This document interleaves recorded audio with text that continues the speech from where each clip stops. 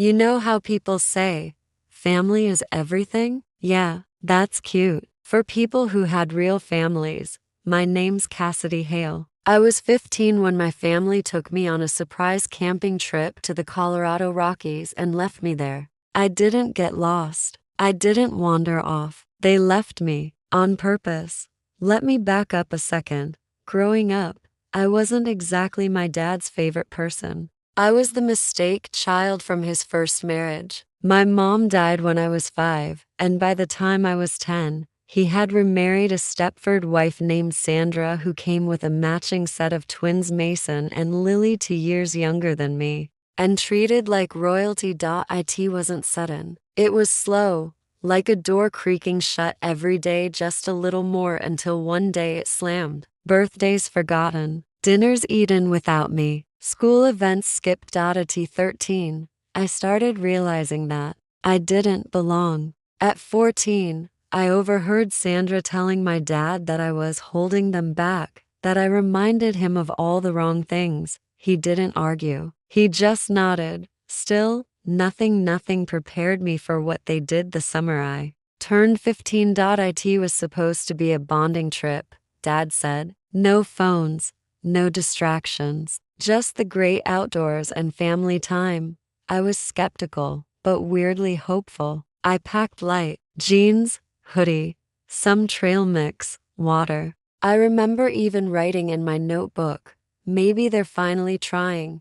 We drove 4 hours into the mountains. When we got to the trailhead, it was already late afternoon. We hiked for an hour or two. The path was steep, and I kept falling behind. No one waited. At some point, I stopped to tie my shoelace. By the time I looked up, they were gone. At first, I thought I'd just fallen too far behind. I ran, called their names. Nothing. No echoes, no laughter, no backpacks rustling through trees, just silence. And then, the growing, gnawing realization, they left me here. I waited the whole night. It got cold, real cold. I didn't have a tent, just my hoodie and a thin blanket from my backpack. I curled under a tree and prayed it was a mistake, that they'd come back, that I was being paranoid. Morning came. They didn't. I started walking. I had no compass, no map. My water ran out by noon. I followed the sun, guessing which direction might lead back to the road. My legs were scraped, lips cracked, throat raw. On day 2, I found a stream and drank like a wild animal. On day 3, I hallucinated my mother's voice. On day 4, I collapsed on a dirt path and thought, this is it. That's when an old guy on an ATV found me. His name was Jack. Vietnam vet, lived off-grid. Said he came into town once a month for supplies. He gave me water, food, and a cot to sleep on. I told him my family got separated on a hike. He just looked at me like he knew better. He helped me heal physically and mentally. Gave me a phone to call someone. But who? I had no one. So I stayed. I lived with Jack for 2 years. Learned how to fish, hunt, fix engines, build fires. I read every book he had, and then some. He didn't talk much, but when he did, it mattered. He once told me, blood don't make family, action does. I changed my name to Cass Monroe, got a GED, moved to Seattle with a scholarship I earned writing an essay about resilience. I never looked back. I didn't even Google them, not once, until last month when a message popped up in my business inbox. Dear Cassidy, if this is really you, we need help, please. It's your father. He's dying. We're losing everything. Come home. Funny how people remember you when they have nothing left. I didn't respond to the message right away. I stared at it for a long time though. It was from Lily, the girl who once laughed when Sandra threw away my birthday cake because it took up fridge space. She was 26 now. I guess she finally learned how to write full sentences without emojis. The subject line said, please read. The body said, Dad's sick. We can't afford the hospital bills. The house is going into foreclosure. We need help. Please call me.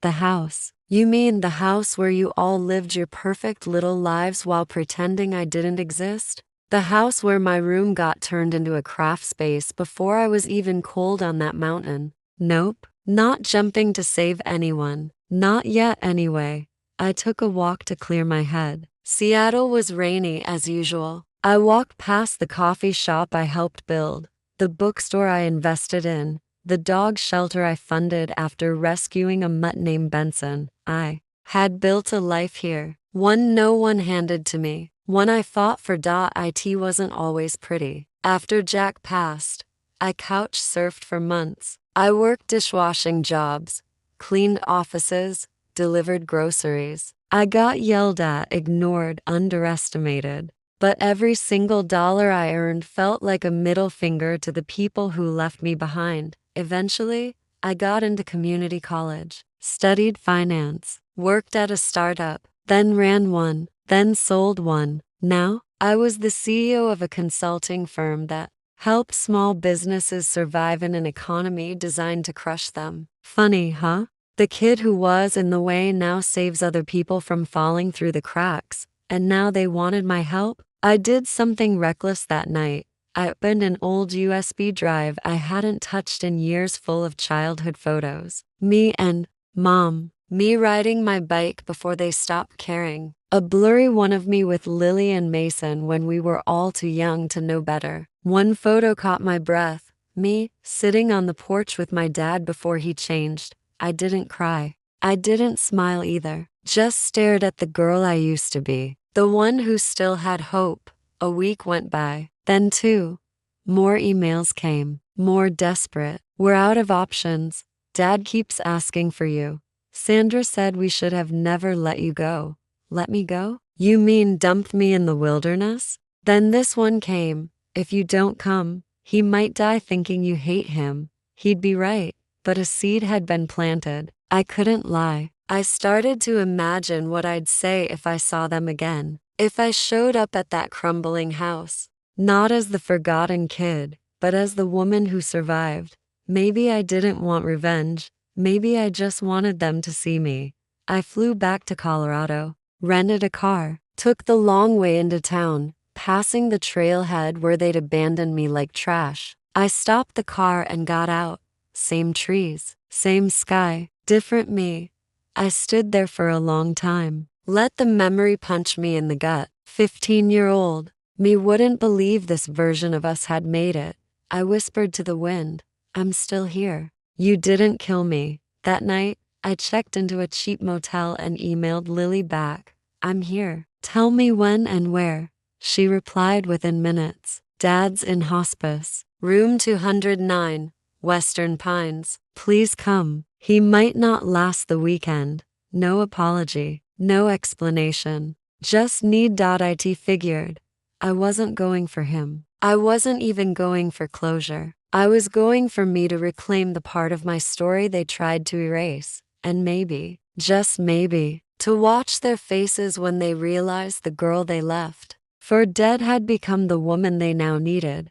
I didn't wear black. I wore power red, sleek blazer, heels that clicked like a metronome of confidence, and a look that said, you don't own me anymore. I walked into Western Pines Hospice like I was walking into a boardroom. Like this was just another meeting I was about to dominate. And in a way, it was.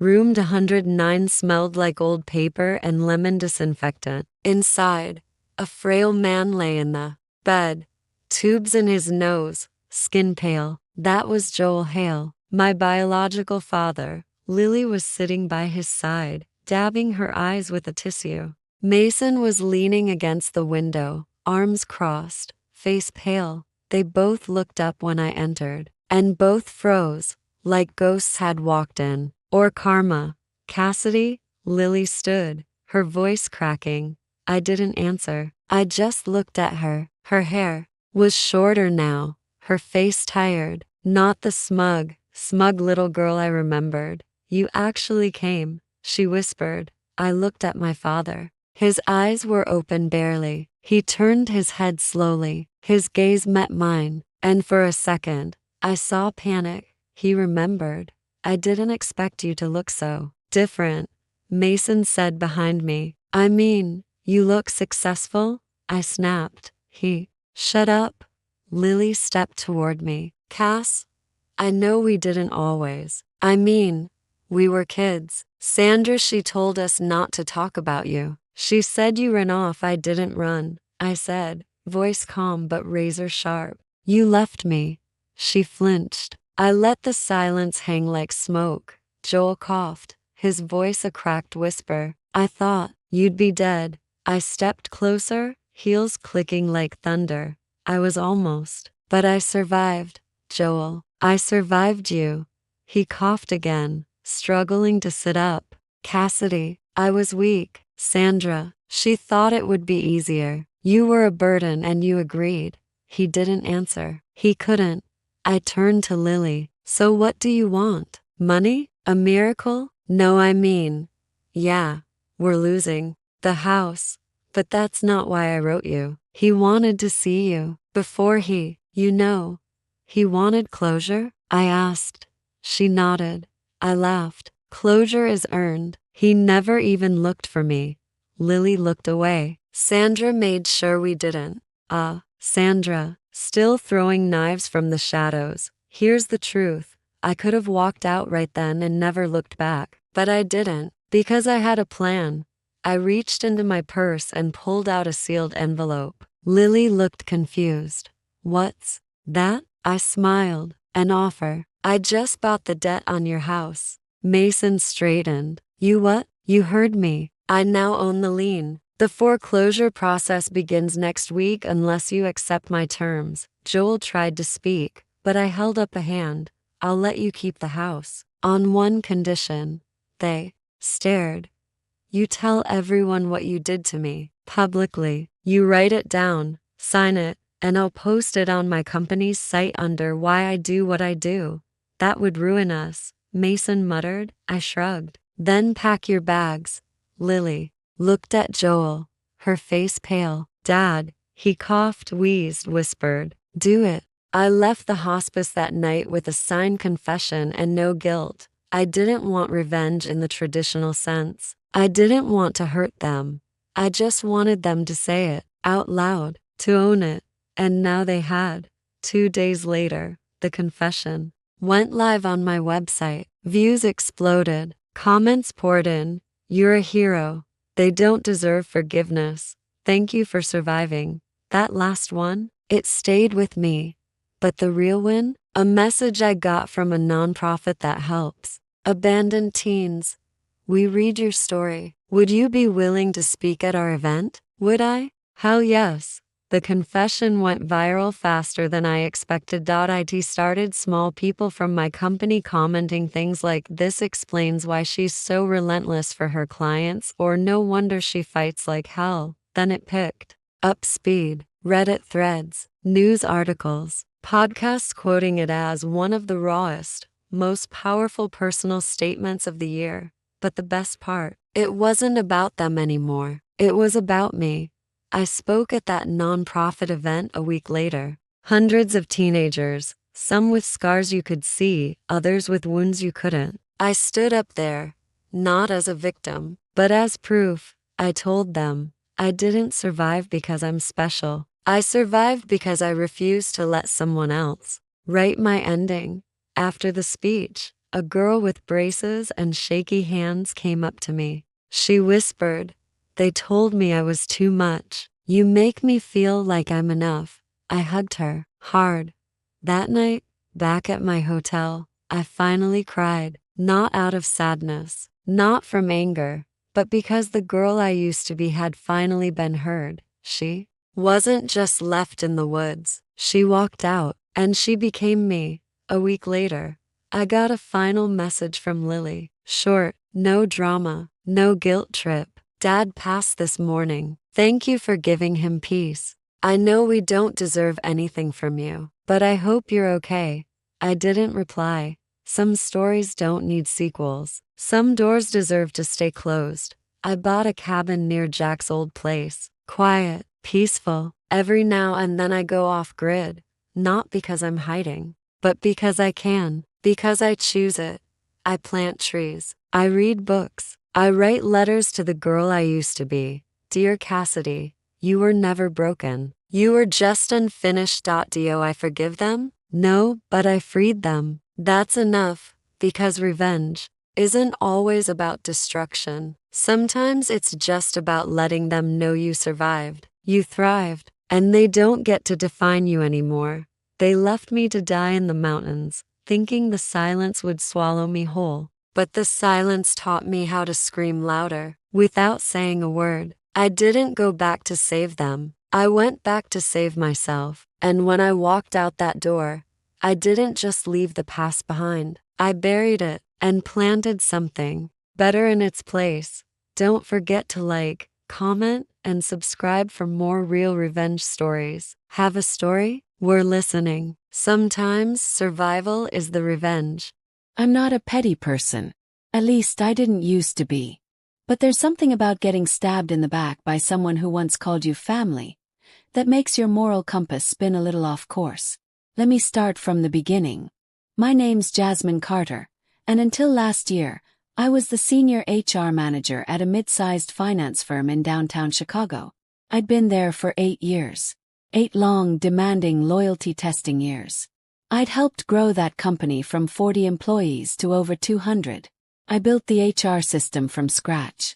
I was the one people came to when there were harassment issues, maternity policy problems, or burnout. And for the longest time I actually loved it. My boss, Robert Langston, was your typical old-school executive. Gray hair, custom suits, called everyone kid, even if they were 45. He wasn't warm, but he was consistent. He said he appreciated loyalty. He was lying. Started with a staff meeting on a random Thursday. Robert strolled in with this guy who looked like he just stepped off a yacht in the Hamptons. 20-something, cocky smirk, designer shoes that didn't even match the dress code. Everyone, this is Brandon. He's going to be shadowing us for a while. He's my sister's son, brilliant kid. Ivy League. Great. Another nepotism hire. I smiled because that's what I was paid to do. Brandon joined the HR department as an executive trainee. That basically meant he did nothing useful. He came in late, left early, asked dumb questions in meetings, and spent most of his time flirting with the interns. I documented it. Every missed deadline. Every inappropriate comment. Every time he forgot to complete onboarding modules. I brought it to Robert. His response: "Give him a little grace, Jasmine. He's young. He'll catch up." That was the first red flag. The second came during our annual performance review meeting. Usually, I'd have a one-on-one with Robert to discuss department goals, raises, projections, and potential promotions. This time he brought Brandon into the room. I want Brandon to get some real exposure to how decisions are made. Except Brandon didn't sit quietly and observe. Talk over me. Corrected me on things he didn't even understand. Questioned my hiring strategies and implied I wasn't keeping up with newer trends. I bit my tongue so hard I tasted blood. After that meeting, Robert started excluding me from upper management discussions. Suddenly Brandon was attending board meetings in my place. He even started using phrases like, "When I'm running the department." The worst part, everyone saw it happening, and no one said a word. Then came the email. From HR at corporate. "We regret to inform you that due to internal restructuring and performance concerns, your role has been terminated effective immediately." Performance concerns. Are you kidding me? I just gotten a glowing 360 review from the executive VP 2 weeks earlier. I walked into Robert's office without knocking. "You're firing me." Yes. My voice was calm, but only because my rage hadn't fully caught up yet. He didn't look me in the eye. "It's not personal, Jasmine. Things are shifting and you've been, let's be honest, resistant to change. Resistant to your frat boy nephew steamrolling everything I built." I didn't scream. I didn't cry. I packed up my office, smiled at the receptionist and said, "Don't worry. I'll be back." She thought I meant to visit. I meant it very, very differently. The weirdest part of getting fired from a job you gave your soul to. It's not the panic. Not the anger. Not even the humiliation. It's the silence. One day you're getting 80 emails before lunch and juggling performance reviews, and the next, nothing. No phone buzz. No Slack ping. Just quiet. At first, I stared at my apartment walls like they were supposed to talk back. But after 3 days of self-pity, cheap wine, and re-watching The Devil Wears Prada on a loop, something inside me shifted. I wasn't sad. I was insulted. I'd spent almost a decade protecting that company from lawsuits, crises, and PR nightmares. And now I was tossed out like a broken office chair because Robert wanted to play corporate daddy to his idiot nephew. Fine. They wanted change. I'd give them an earthquake. I started small. First, I reached out to a former coworker, Monica, who had quit 6 months earlier due to mental health issues. Translation, burnout and gaslighting. She was hesitant at first. "Are you trying to sue them?" she asked. "Not yet," I replied. "Just gathering puzzle pieces." Turns out Monica had saved everything. Emails, Slack screenshots, even a recording of a meeting where Robert implied that maternity leave cripples productivity. Disgusting, but valuable. Next, I applied for a new HR certification course, not because I needed it but to stay sharp. I knew if I was going to hit back, I needed to speak their language better than ever. Then I started digging. Robert was smart. He kept most of his shady decisions verbal. But Brandon was a walking liability. I used LinkedIn burner accounts to message former interns. Asked about their experiences. One of them, Kayla, replied immediately. "OMG. Brandon. He was gross. He hit on like everyone." I filed a complaint and HR ignored it. I left early because of him. Ding ding. That complaint had gone straight to me, except I never received it. Meaning someone intercepted it.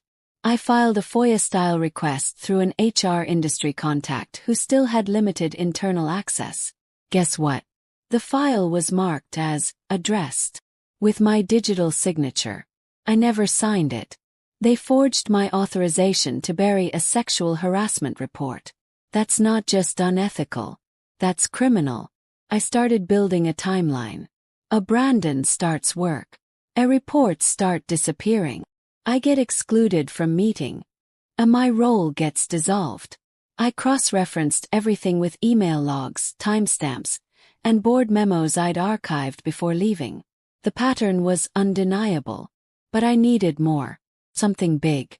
Something they couldn't brush off as bitterness from a disgruntled ex-employee. So I met up with Kyle. Kyle used to be in finance before he moved on to a tech startup. He always knew too much. Over drinks at a rooftop bar, I asked him straight. Was Robert ever shady with money? Kyle looked around, then leaned in. You didn't hear it from me, but there was a project in 2021. Staff training initiative. He inflated the budget and redirected funds to a consulting firm. Check. That firm's address was a P.O. box. And guess who ran it? Who? His sister. Brandon's mom. I almost dropped my drink. Nepotism and embezzlement. Oh baby. I knew what I had to do. I started compiling a confidential report. Professionally formatted. Backed with logs, receipts, whistleblower statements, and analysis. I even cited legal codes. Then I contacted 3 people. 1. A corporate journalist who writes exposés on workplace misconduct. 2. A labor attorney who specializes in wrongful terminations. 3. The company's largest investor. All off the record. All cautious, but all interested. I told them. I'm not looking for fame. I just want the truth to surface. They respected that. I gave them a teaser, 1 page. The journalist's exact words. This could bury him. Smiled. Because that's exactly what I plan to do. Some people want revenge to feel good. I wanted mine to be undeniable. After weeks of prep, I had what I needed. A 27-page report with timelines, financial discrepancies, and misconduct claims. A first-hand testimonies from 4 former employees. A forged digital signature proving document tampering. and a neat little diagram showing how money moved from Robert's budget to his sister's fake firm. I didn't send it all at once. That would have been too easy. First, I leaked one piece to the journalist. A heavily redacted page showing Brandon's name next to a harassment report that mysteriously went unresolved. It hit the news like a spark in dry brush. Finance exec nephew tied to mishandled harassment case. The article didn't name me, but insiders knew. My phone buzzed all day. Co-workers, ex-employees, even a couple board members. The journalist followed up with more. Suspicious consulting payments, internal complaints mishandled, potential whistleblower retaliation. And just like that, the company was on fire. Robert issued a statement.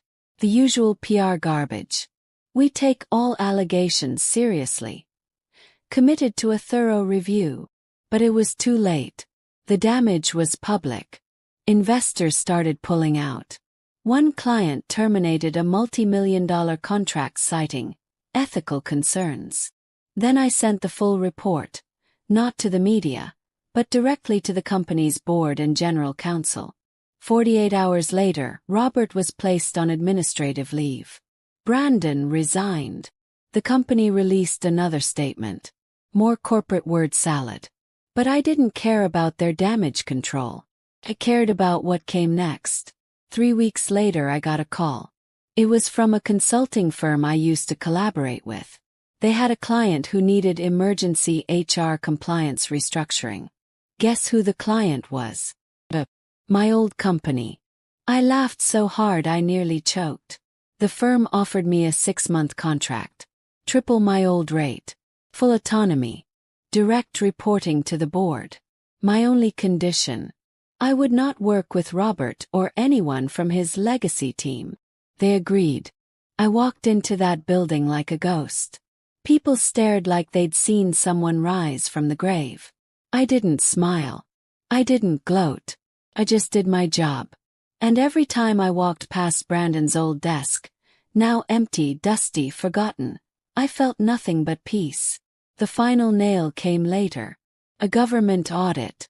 Turns out, misreporting funds to a fake vendor doesn't just get you fired. It gets you federally investigated. Robert's name hit the business ethics blacklist.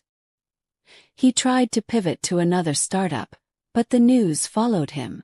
Brandon went radio silent online. Deleted all his socials. Last I heard, he was managing a small gym in Indiana. Fitting. Because after everything they took from me, my job, my credibility, my peace of mind, took everything back. And more. When you fight a battle quietly, people often think you've lost. But sometimes the loudest victory is the one that leaves no noise at all. Months had passed since the scandal broke. Robert Langston was nowhere to be seen in the industry. No board meetings, no gala dinners, no executive breakfasts. Just silence. Brandon deleted his social media, moved to a small town in Indiana, managing a gym nobody's heard of. And me. I walked back into that same corporate building, not as a victim, but as a consultant hired to fix the very mess they created. The halls were familiar, but the stairs were different this time. Respectful, cautious, curious. I kept my head down, did my job, and let the results speak. Policies got rewritten. HR got restructured. New transparency protocols put in place. I wasn't there to gloat. I was there to rebuild. A few weeks in, I received an unexpected email. Subject: Request for meeting. From Robert Langston. I hesitated before opening it. The message was short, almost apologetic. Jasmine, I'd like to meet. I owe you an explanation. I didn't respond. Because I didn't need his explanations. I needed peace. And I had it. Sitting in my favorite coffee shop, watching people live their busy lives, I smiled. Revenge isn't about chaos. It's about reclaiming your story, your power. It's about quiet victories that echo louder than any scream. So if you're watching this and feeling powerless, remember this. You don't need to shout to win. Sometimes silence is the most powerful answer of all. Man, I still can't believe how crazy this whole situation got. When I first moved into my new apartment in Chicago, I thought I hit the jackpot. Perfect location, cheap rent, and a roommate who seemed totally chill. Her name was Sarah, and she came across as the kind of person who'd just keep to herself, pay rent on time, and maybe share a couple of laughs. Fast forward 3 months, and everything that could go wrong did. She started inviting sketchy people over at all hours, blasting music when I had early work shifts, and worst of all, she wouldn't clean up after herself. I tried talking to her nicely, hoping it was just a phase, but nope. Things got worse, and when I finally confronted her about the rent, she claimed she lost her job and couldn't pay on time. That's when I realized I was stuck in a nightmare. So, I had to come up with a plan, because just asking her to leave? Yeah, didn't work. The story? It's about how I outsmarted my perfect roommate and finally got my apartment back. When I first found out about the apartment, I honestly thought I hit the jackpot. A decent place in downtown Chicago for a price that didn't make me want to cry every time I paid rent? Yeah, that's rare. But the real cherry on top was that I'd be sharing it with Sarah, or so I thought. Sarah seemed great at first. She was quiet, kept to herself, and we got along well during the first couple of weeks. We even grabbed a couple of beers after work and talked about our lives. I thought, okay, this could work. But then the cracks started showing. It was subtle at first, a dish left in the sink for a day longer than usual, or loud music playing late at night when I had an early morning meeting. I brushed it off, thinking maybe she just had a rough week. But things escalated quickly. Sarah started bringing over friends who would hang out until 3 or 4 a.m. Sometimes I'd hear yelling from the living room or see people smoking on the balcony, something we had agreed was off limits. And the mess? Oh man, the mess was unreal. Piles of trash left in the hallway, food spilled on the couch that she refused to clean up, and the smell that just wouldn't go away. I tried talking to her multiple times. I wasn't rude or confrontational, just honest. I told her how the noise and mess were affecting me, especially since I was trying to focus on work and stay healthy. She'd nod, say, yeah, sorry, I'll fix it, but nothing changed. The last straw was when rent day came. Sarah told me she lost her job and couldn't pay her share on time. I mean, I get it, life happens. But she kept making excuses and delaying, and I was left scrambling to cover her part. I couldn't afford to keep bailing her out. By then, I was stressed out, sleep-deprived, and honestly regretting the whole thing. I started Googling how to get rid of a bad roommate, because just asking her nicely wasn't working. That's when I realized I needed a plan, and I wasn't about to let Sarah ruin my life any longer. I still remember that moment so vividly, when I realized this whole roommate situation was spiraling way out of control. It was about 3 months after I'd moved in, and everything that could possibly go wrong did. Like a perfect storm of bad decisions and terrible timing. At first, Sarah's friends were just a little loud now and then, but it quickly escalated. One Friday night, I came home from work around 11 p.m., exhausted and ready to just crash. But as I stepped inside, I froze. The living room looked like a frat house after a party, empty beer cans scattered across the floor, a half-eaten pizza crust stuck to the carpet, and worst of all, some random guy passed out on our couch. I had never seen him before in my life. I politely tried to wake him up, but he just groaned and rolled over. Sarah was nowhere to be found. When she finally showed up hours later, drunk and giggling, I told her this wasn't okay. You can't just have strangers crashing in our apartment like that. It's not safe and it's disrespectful. Her response? She just shrugged and said, "Relax, he's cool. Just one night." That was when things took a nosedive. The visitors kept coming, louder, later, and sketchier every time. There was smoking on the balcony, and not just cigarettes, but weed so thick in the air I could practically taste it indoors. That was a huge problem for me since I have asthma and can't handle smoke. I tried to bring it up several times. Hey, Sarah, can you please ask your friends to take it easy with the smoking? It's really messing with my breathing. She'd roll her eyes and say, "It's my apartment too, I can have whoever I want." The kitchen? Forget it. The sink was always full of dirty dishes, Old food was rotting in the fridge, and the trash was overflowing so badly I started leaving bags outside the door so it wouldn't stink up the place. One night, I woke up with a pounding headache because Sarah blasted loud music until 3 a.m. I have early morning meetings, so this was more than frustrating. It was ruining my job performance. When I asked her to turn it down, she just laughed and said, "I pay rent too. Deal with it." But it wasn't just about the mess or the noise. It was the money. Sarah kept missing rent deadlines. The first time, she said she lost her job due to COVID layoffs. I felt bad and told her it was okay to pay late, but I needed her to communicate better. The second time, she asked if she could split her rent into 2 payments. The third time, she begged to borrow money, promising to pay me back, which never happened.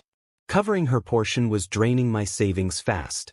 I was working overtime, trying to keep things afloat while Sarah partied and ignored all responsibilities. I began documenting everything: text messages where she promised to pay, photos of the apartment state after parties, receipts showing I paid her share. I wanted to protect myself if this came to a legal fight. One night after yet another wild party, I sat on my couch in the mess, empty bottles all around, cigarette butts on the floor, and the smell of stale beer lingering. I felt completely defeated. This wasn't the life I signed up for. I knew simply asking her to leave wouldn't work. She was on the lease, and involving the landlord risked dragging me into legal troubles too. So, I started thinking smarter: how to make her want to leave on her own. I began making subtle changes around the apartment, restricting her access to certain things, setting firm boundaries, and quietly gathering evidence. I made sure to keep my cool, even though inside I was boiling. It was exhausting and emotionally draining. There were nights I'd lay awake wondering if I made a mistake moving in with her. But I was determined. I wasn't going to let my life be hijacked by someone who didn't respect me or my home. Slowly, I started putting my plan into motion. And that's when the real battle began. At that point, I knew 2 things for sure. Sarah wasn't going to change. If I didn't do something soon, I was going to completely lose it. I had read dozens of Reddit threads about nightmare roommates. Some people called the cops. Some people involved landlords. Some even moved out in the middle of the night just to escape. But I wasn't about to give up my apartment. I had paid the deposit, I had the lease, I had done everything right. She was the one ruining everything, and she had to go. So I built a plan. A real one. Not just wishful thinking. A calculated, slow-burn strategy that would hit her where it hurt: comfort, convenience, and control. Step 1. The paper trail. First, I made sure I had everything documented. Photos of the messes. Screenshots of missed payments and her excuses. Videos of the late-night parties. Audio of her screaming at her friends at 2 a.m. Receipts showing I covered her part of the rent. I backed everything up on Google Drive, printed hard copies, and even saved things on a USB. I wasn't taking chances. If it ever came to a legal fight, I was going to be ready. Step 2. The cold shoulder treatment. I stopped engaging. No more friendly chats, no more giving her the benefit of the doubt. I was polite, but cold. Completely neutral. I kept headphones in, stayed in my room, and barely spoke a word unless it was necessary. At first, she didn't seem to care. But after a few days, she started to get annoyed. She'd knock on my door just to say, "You good?" And I'd say, "Yeah, that's it." No small talk. No drama. Just frozen silence. Step 3. Weaponized cleanliness. I cleaned the entire apartment, except her stuff. I made sure my side of the fridge was spotless. My dishes were always done. The bathroom was cleaned, but only my towels and toiletries were neatly arranged. Her junk? Left untouched. I installed a cheap indoor camera in the common area. Not hidden, totally legal and visible. I told her, "Just want to feel safer when I'm not home." That made her paranoid. Her friends started asking if they were being watched. Let them wonder. Step 4. Turning her friends against her. This part was kinda evil but effective. Whenever her friends were over, and not being total jerks, I'd casually chat with them in the kitchen. "Man, Sarah's been kinda stressed lately, huh?" Or, "She mentioned she might be moving soon, hope that works out." Planting little seeds. making them think she was already on her way out. Some of them stopped coming around as much. Others started treating her weird. The tension in the apartment grew thick. Step 5. The final blow, the landlord. When I finally had everything ready, I contacted our landlord. I sent a very detailed, polite email with all the documentation attached. I emphasized that I had tried everything to work it out peacefully. I explained how Sarah's behavior was violating our lease agreement: excessive noise, unauthorized guests, damage to property, late rent. He replied within a day. And guess what? He had gotten complaints from other tenants too. That was the green light I needed. The ultimatum. I confronted Sarah one final time. In daylight, in front of a witness. My friend had come over to help with cleaning. I sat her down and said, "Look, I've already spoken to the landlord. You're in violation of the lease. You can either move out quietly in 2 weeks, or you'll be officially evicted, and that stays on your record." She lost it. Screamed, cried, cursed me out, told me I was betraying her. I just sat there, calm as ever, and repeated, 2 weeks. The countdown begins. The next few days were hell. Passive-aggressive slamming doors, dirty looks, loud phone calls. She told her friends I was evil, manipulative, toxic, but I didn't react. I stayed quiet, professional, focused. 10 days later, I came home from work, and she was gone. No note. No goodbye. Just a messy room and a trash bag in the kitchen. But she was gone. And I've never felt so relieved in my life. When I opened the front door and saw that Sarah's stuff was gone, I didn't celebrate right away. I just stood there, staring at the empty hallway, the one that used to be cluttered with her shoes, her delivery boxes, her trash bags she never threw out. Still a little messy, sure. But it was quiet. No thumping bass at midnight. No weird smell of weed coming from the kitchen. No strangers passed out on the couch. Just silence. I walked into the living room and sat down. My body actually sank into the cushions instead of being shoved aside by someone else's laundry. I took a deep breath. It felt like I could finally breathe again, literally and emotionally. For the first time in months, I felt like this apartment was mine. The aftermath. Over the next few days, I deep cleaned everything. I lit candles, opened the windows, played my favorite music while scrubbing out months of chaos. It felt therapeutic, like I was wiping away not just dirt, but tension, resentment, and anxiety. I emailed the landlord to confirm she had officially moved out. He replied saying he'd start the paperwork to remove her from the lease. He even thanked me for how professionally I had handled the situation. That part made me laugh a little. If only he knew how close I came to snapping. Lessons learned. Looking back now, I realize I learned a lot from this nightmare. Boundaries matter. Big time. I ignored red flags because I didn't want to seem uptight. Never again. Documentation is power. That paper trail saved me. Silence can be louder than yelling. Staying calm made me way more powerful than screaming ever could. And maybe the most important lesson? Just because someone seems chill in the beginning doesn't mean they are. I used to think being a cool roommate meant being flexible, forgiving, easygoing. But now I know, being a cool roommate means respecting others and expecting the same in return. Would I ever get a roommate again? Honestly, probably not anytime soon. I enjoy the peace too much. I eat what I want, sleep when I want, and never have to tiptoe around someone else's drama. The quiet is golden. But if I ever do, you better believe I'll run a full FBI-level background check first. The ending I deserved. So that's how I got rid of my perfect roommate, not with screaming or fighting, but with patience, planning, and just the right amount of petty. Sometimes revenge doesn't have to be loud. Sometimes it's just peace and silence, and the sound of a door closing behind someone who truly had to go. Hi, I'm Lauren. I'm 34 years old, and if you asked anyone around me a year ago, they'd probably tell you I had the perfect life. Loving husband, a stable job teaching third graders, a cozy little house in a nice neighborhood, and the kind of best friend every girl dreams of. Her name was Natalie. We'd been best friends since we were 14. We did everything together. School dances, college applications, late-night calls after stupid breakups. She was like the sister I never had. So naturally, when I met Daniel, my now ex-husband, it was only a matter of time before I introduced him to Natalie too. And that was the beginning of the end. I didn't notice anything off at first. Natalie was always flirty, but she was flirty with everyone.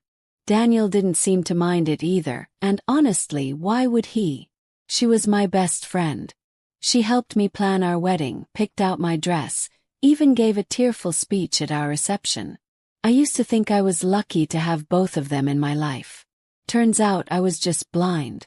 The first red flag was small.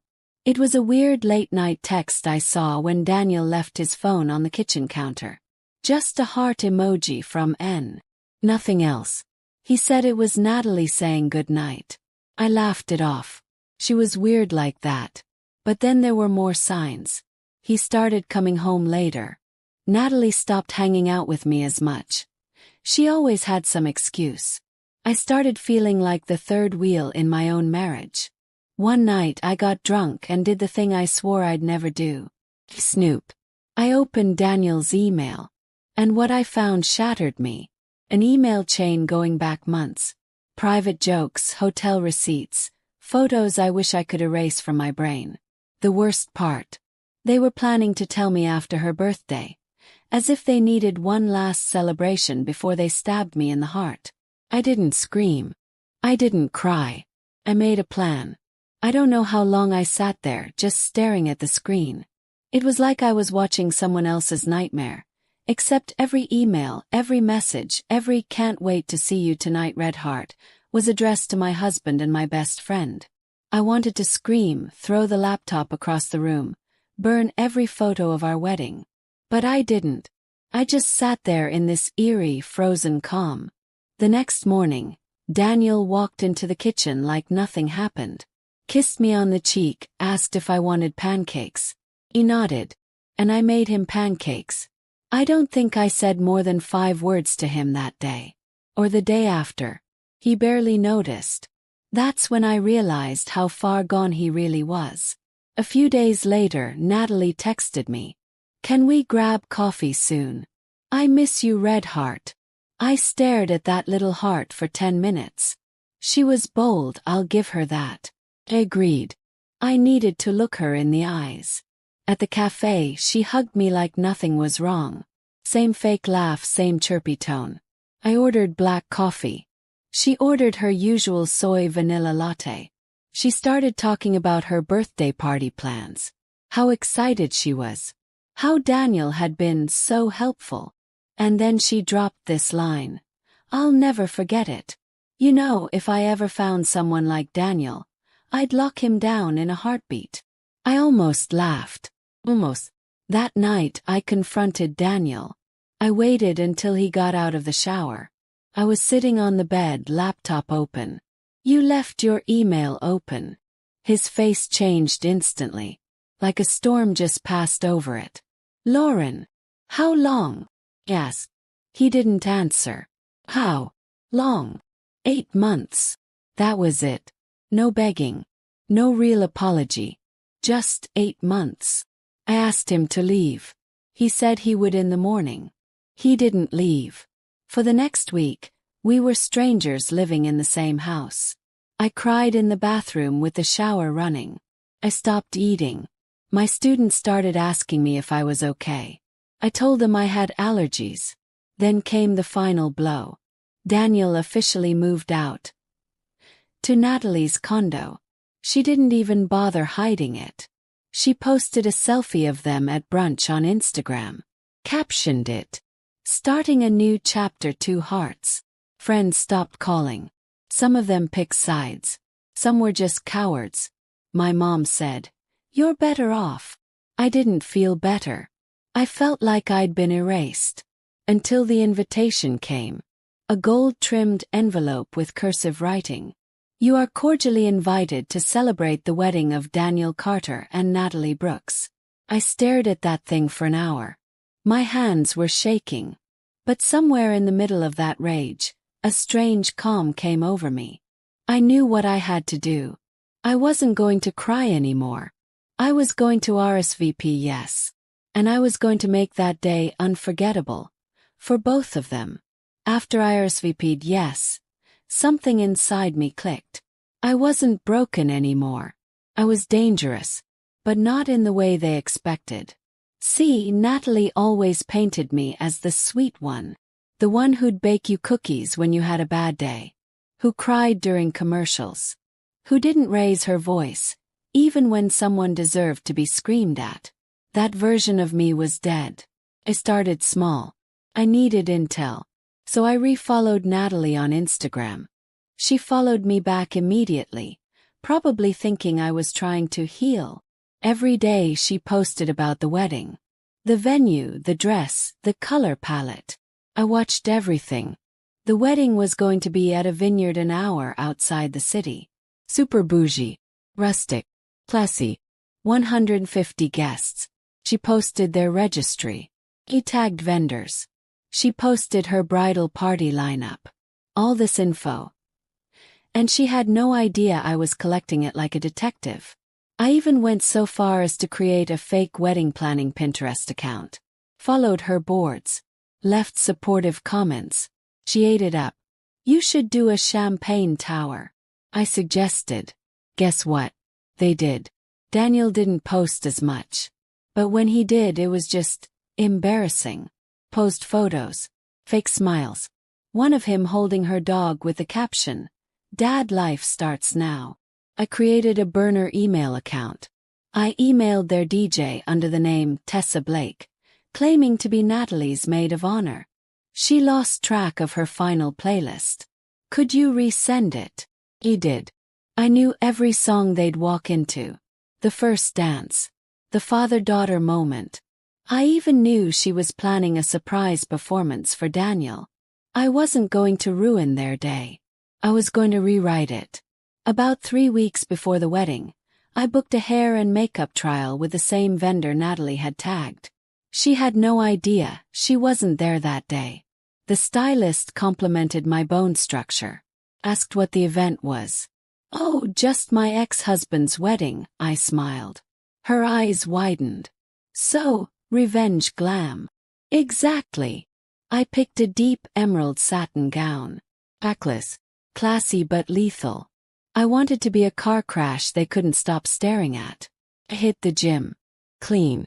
Drank water like it was holy. Not because I needed to change, but because I wanted to remind them what they threw away.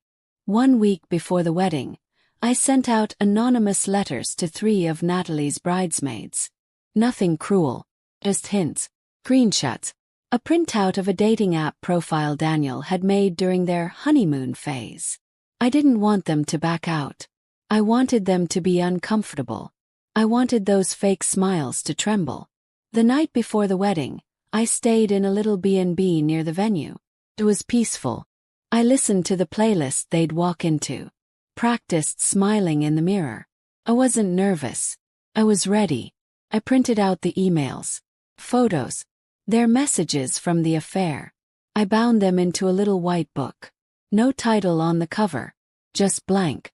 I placed it in a cream-colored gift bag with a gold bow.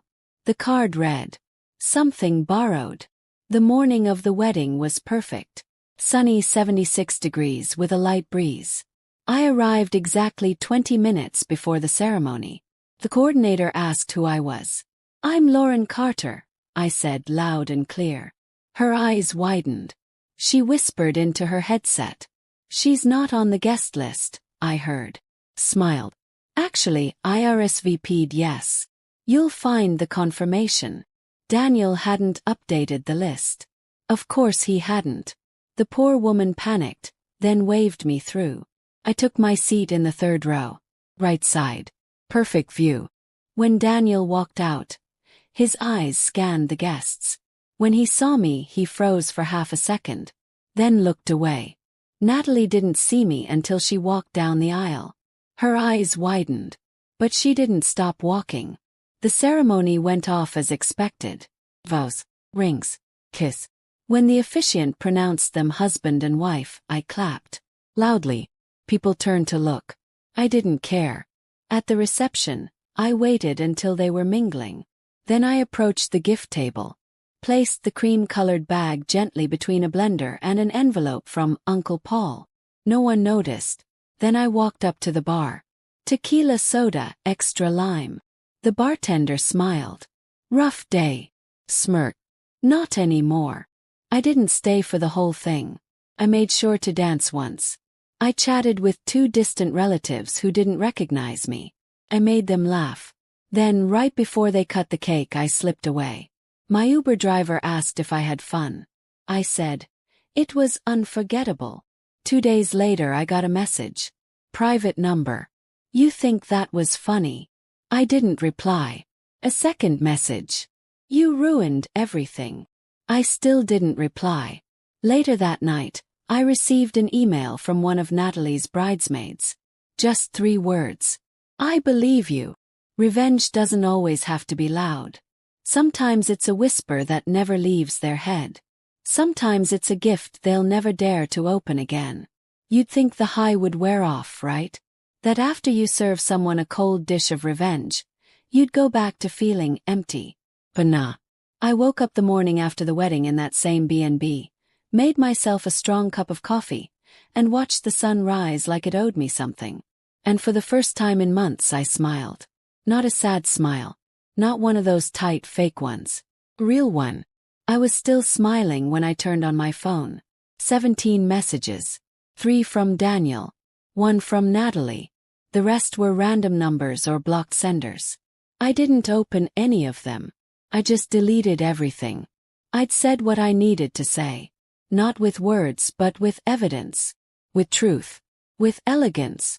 And the best part, I never even had to raise my voice. By the end of that week the fallout began. One of Natalie's cousins, Tina I think, posted a cryptic Facebook status. Weddings should bring people together, not expose dirty secrets. Then someone else commented, some people deserve the chaos they plant. Then another, plot twist, the ex-wife had more grace than the bride. It was like watching an avalanche from a safe distance. A mutual friend texted me a week later. Oh, Daniel's been staying at a hotel. Something about trust issues. Natalie's been crying at work. Oh no. That's terrible, I replied. I added a crying emoji, then deleted it. Too much. A month later, I got a DM from someone I hadn't heard from in years. Rachel, one of the bridesmaids. Hey, I just wanted to say, what you did. That was art. I was there. I saw the look on her face when she opened that gift bag.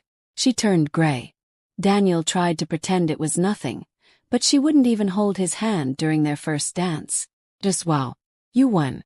And I hope you're thriving. I replied. I am. I started painting again. It was something I'd given up during the marriage. Daniel said it was a cute hobby, but he never took it seriously. I turned my spare bedroom into a studio. I filled it with light and silence and brush strokes that made no sense but felt right. I took a solo trip to Italy. Sat on balconies. Pasta alone. Laughed out loud in public.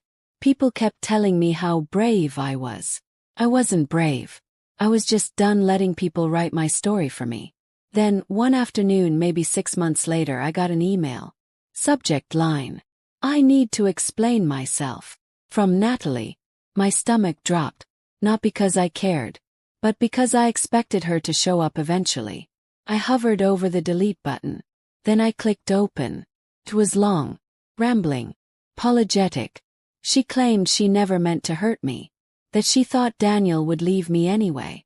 That she fell in love, against her better judgment. That I made the wedding about you. That last line made me laugh out loud. She ended it with, if you could ever forgive me, please write back. I miss our friendship. I miss you. For a second, a literal second, I felt something like pity. Then I remembered her sipping a latte, talking about locking Daniel down, while she was sleeping with my husband behind my back. I didn't reply. I printed out the email, tore it into tiny pieces, and used it as kindling in my fireplace. Sometimes I wonder if Daniel and Natalie stayed together. If they went to therapy. If they convinced themselves they were victims of a cruel, vindictive woman who ruined their big day. Maybe they did. But deep down I know this. Every time they look at their wedding photos, they'll see me. Third row, emerald dress, calm smile. The ghost they tried to bury, still standing.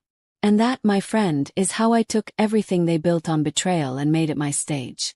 Not with violence. Not with screaming. Just the truth. And patience. The kind of revenge you don't recover from. The kind that lives in your wedding album forever. So if you're sitting there right now, staring at a betrayal you never asked for, just know this. You don't have to destroy yourself to make a point. You just have to stand still, long enough for them to destroy each other.